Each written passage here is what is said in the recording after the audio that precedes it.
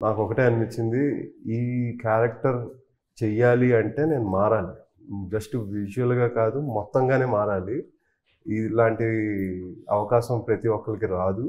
So, మనం 'రణదీప్ హూడా' గారు గాని, వీళ్ళ ట్రాన్స్‌ఫర్మేషన్ గురించి వింటూ ఉంటాం.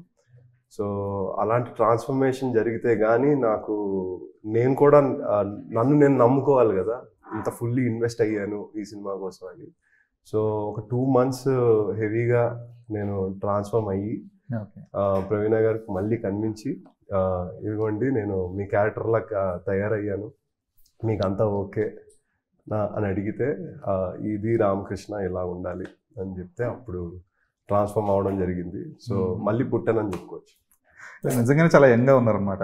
సో కంపారిటివ్లీ చాలా యంగ్ లుక్ వచ్చింది. సో అందుకని ఏంటి ఇంతగా ఈ కైండ్ ఆఫ్ ట్రాన్స్ఫర్మేషన్ చూడలేదే అని సర్ప్రైజ్.